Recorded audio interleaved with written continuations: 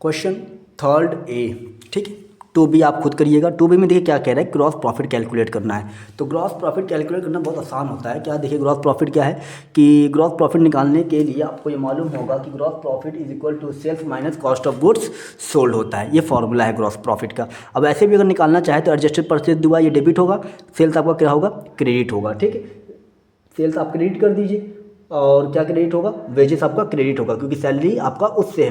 Gross profit में closing stock का कोई रोल नहीं होता है। तो ये डेबिट, वेजेस डेबिट और सेल्स क्या है, क्रेडिट। तो सेल्स में से इन दोनों को आप प्लस कर दिए, ऑटोमेटिक आपका आंसर आ जाएगा। कॉस्ट ऑफ गुड्स सोल्ड, ये मतलब कॉस्ट ऑफ गुड क्या कहते हैं, gross profit is equal to sales minus cost of goods sold करेंगे, आपका 2B आ जाएगा। और 3A को हम सॉल्व करते हैं। 3A में कॉस्ट ऑफ गुड्स सोल्ड को कैलकुलेट करना है। तो सबसे पहले हम कॉस्ट ऑफ गुड्स सोल्ड का फॉर्मूला लिखते हैं।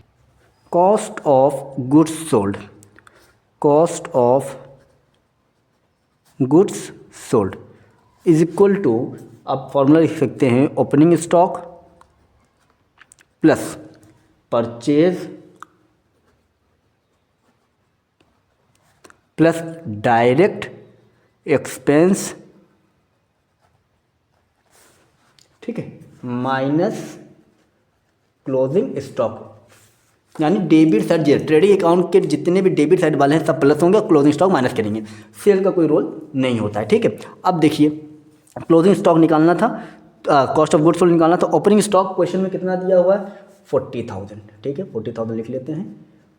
परचेज कितना है, परचेज नेट परचेज दे दिया है तो कोई इशू नहीं है, परचेज रिटर्न रहेगा भी, तब भी हम माइनस नहीं करेंगे क्योंकि नेट परचेज दिया हुआ है।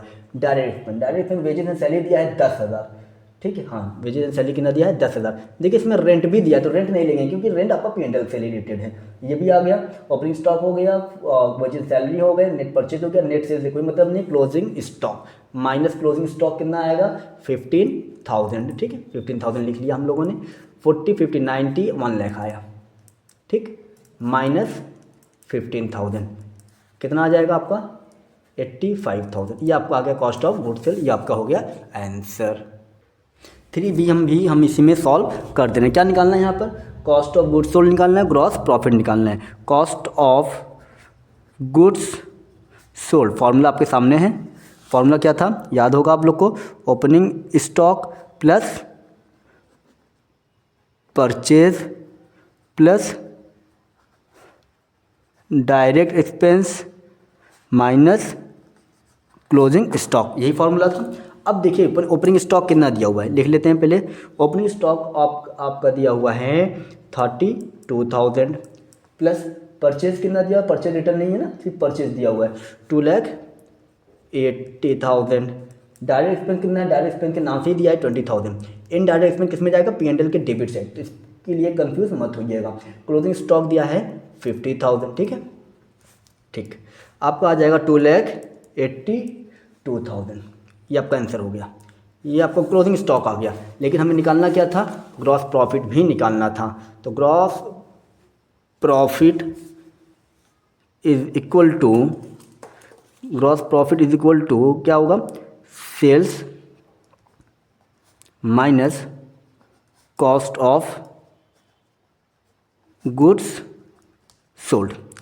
अब सेल में सेल भी है, सेल रिटर्न भी है, तो नेट सेल आएगा यहाँ पर 4 लाख माइनस 8,000, ठीक है। कॉस्ट ऑफ गुड्स सोल्ड कितना हम लोगों ने कैलकुलेट किया है, 2,82,000। कन्फ्यूज नहीं होगा ना, सेल्स में मैंने 2 लिखा है, ये सेल है, ये सेल्स रिटर्न है, ठीक है, ये सेल्स रिटर्न है आपका, मैं यहाँ पे लिख दे रहा हूँ ये सेल्स रिटर्न है ताकि आपको कोई कन्फ्यूज़न ना हो, ठीक है। अब 4,08,000 में से हम माइनस करेंगे 3,92,000 आएगा।